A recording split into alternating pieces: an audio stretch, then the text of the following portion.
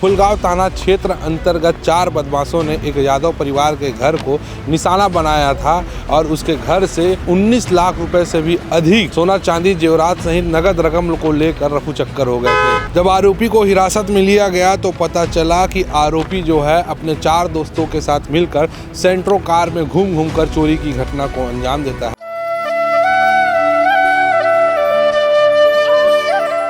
दुर्ग जिले में लगातार चोरी की घटना बढ़ रही थी और आए दिन किसी न किसी के घर को चोर जो है अपना निशाना बना रहे थे। दुर्ग पुलिस लगातार चोरों का पीछा कर रही थी।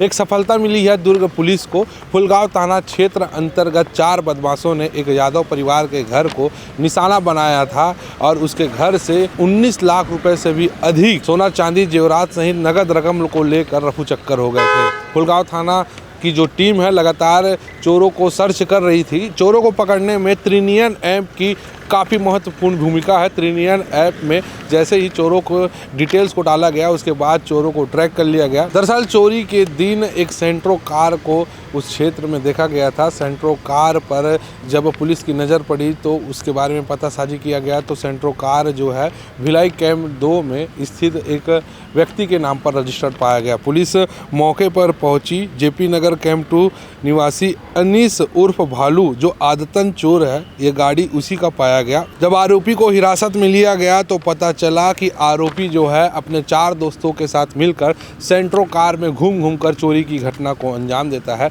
आरोपियों के पास से 20 तोला सोना, 2 किलो 300 ग्राम चांदी, 2 एक्टिवा, 1 स्कूटर और 1 सेंट्रो कार को जब्त किया गया है। इस मामले को लेकर एडिशनल एसपी अभिषेक झा ने इसका खुलासा किया है।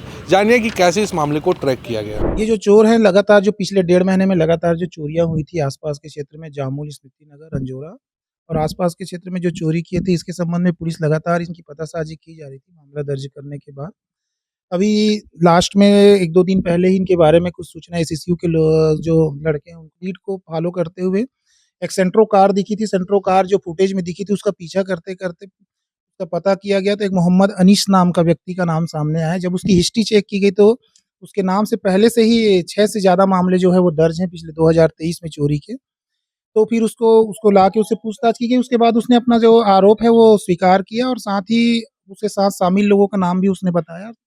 सभी 4 लोगों को पुलिस ने अपनी हिरासत में लिया है। उनसे पूछताछ करने पर उन्होंने माल बरामद कराया है। इस तरह कुल 19,70,000 रुपए की सामग्री पुलिस ने जब्त की।